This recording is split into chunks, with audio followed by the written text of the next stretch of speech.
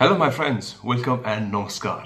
यो मेरो शब्द सधैं युट्युबमा सुनिने आज म 81 भिडियोमा आएको छु। किन होला थाहा छ? आज मसँग नौलो टपिक छ। स्पेशली जो भाइ बहिनीहरु नेपालमा जर्मन पढेर बस्नु भएको छ उहाँहरुलाई मैले एउटा ट्रिक दिने छु। हामी जर्मन पढ्ने बेलामा हामीलाई सधैं एउटा विषयले टाउको दुखाउँथ्यो। त्यो हो आर्टिकल्स। दी, दियर, दास। कति यो कसरी युज गर्ने? हामी जर्मन पढ्ने बेलामा सरहरु भन्नुहुन्छ घोक्नु पर्छ, घोकेर जानु पर्छ। अरे 10, 15, 20 नोमेन घोके पो हामीले सजिलो हुन्छ यो आर्टिकल्स युज गर्न। हजारौं छन्, ती हजारौं नोमेनहरु हामीले कसरी घोक्ने त? त्यसैले मैले पढ्ने बेलामा एउटा ट्रिक बनाएको थिएँ। त्यो ट्रिक आज म तपाईहरुसँग शेयर गर्न चाहन्छु। त्यो ट्रिक तपाईहरुले युज गर्नुस् र त्यो ट्रिक युज गरिसकेपछि दी, दियर, दास कसरी युज गर्ने? यो युज भइसकेपछि तपाईलाई पक्कै पनि सजिलो हुनेछ र यदि कुनै गाह्रो लाग्यो भने मेरो यो कमेन्ट बक्समा लेख्नु होला, म त्यसको एन्सर दिनेछु। अनि यो भिडियो हेरिसकेपछि मन पर्यो भने लाइक, शेयर अनि मेरो यो च्यानल पहिलो पटक कसैले हेर्दै हुनुहुन्छ भने प्लिज सब्स्क्राइब गर्नु होला। अनि साथसाथै मेरो यो च्यानलको बेल आइकन पनि बजाइदिनुहोस्, किनभने म हरेक हप्ता नयाँ टपिकमा कुरा गर्नेछु। त्यसको नोटिफिकेसन तपाईलाई आउँछ यदि तपाईले यो बेल बजाउनु भएको खण्डमा। अनि यो भिडियो तपाईले त हेरिसकेपछि तपाईको साथीहरुलाई पनि शेयर गरिदिनु होला, किनभने उहाँ पनि दी, दियर, दासले कन्फ्युज बनाएको होला। आउनुस् म मेरो स्लाइडतिर लैजान्छु।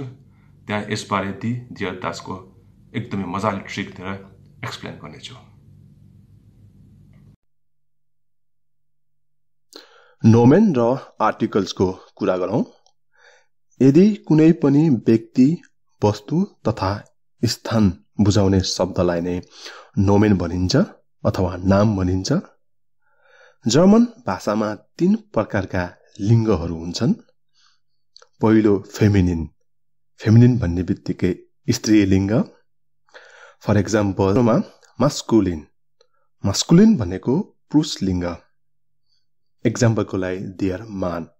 अनि अर्को छ नोएटर। यो भनेको नपुंसक लिङ्ग। एक्जाम्पलको लागि दास किन्ड। लिङ्ग छुटाउने काम नै आर्टिकल्सले गर्दछ। यदि पोथी जातिको नामको अगाडि दी प्रयोग गरिन्छ भने भाले जातिको नामको अगाडि दियर प्रयोग गरिन्छ। भाले पोथी नछुट्टुने नामको अगाडि दास प्रयोग गरिन्छ। अब कुरा गरौं दीको। यदि कुनै पनि नोमेन तल दिएको अक्षरहरूबाट अन्त्य हुन्छ भने हामीले त्यो नोमेन अगाडि दी प्रयोग गर्न सकिन्छ। त्यसैगरी दियरको कुरा गरौं।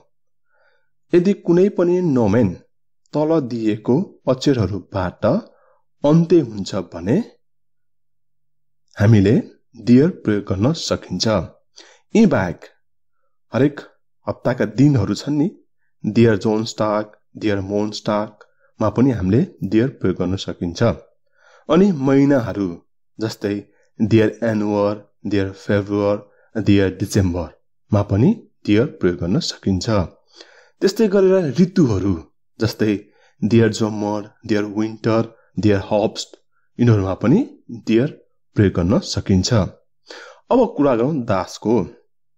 यदि कुनै नोमेनमा यी अक्षरहरू आएर अन्त्य हुन्छ भने हामीले दास प्रयोग गर्न सकिन्छ। यी बाहेक कुनै साइन्स, टेक्नोलोजी, मेकानिक्ससँग सम्बन्धित नाउन छ भने त्यसको अगाडि पनि दास प्रयोग गर्न सकिन्छ। यदि तपाईलाई केही सोध्न मन लागेको छ भने कमेन्ट बक्समा लेख्नु होला, म त्यसको एन्सर दिने नै छु। अनि आजको भिडियो तपाईलाई कस्तो लाग्यो? मन पर्यो भने लाइक अनि यो भिडियो तपाईहरुको साथी मार्फत पुर्याउनको लागि यो भिडियो शेयर गरिदिनु होला। अनि यदि कोही साथीहरुले पहिलो चोटी यो भिडियो हेर्दै हुनुहुन्छ भने मेरो च्यानललाई सब्स्क्राइब गरिदिनु होला। अनि मेरो च्यानलको घण्टी पनि बजाइदिनुस् किनभने म हरेक हप्ता नयाँ नयाँ कुराहरू लिएर आउनेछु। त्यसको नोटिफिकेसन पाउनको लागि घन्टी त बजाउनै पर्छ। म अर्को हप्ता अवश्य पनि तपाईहरुसँग भेट्ने नै छु। अहिलेलाई बाई, चुस, टेक केयर।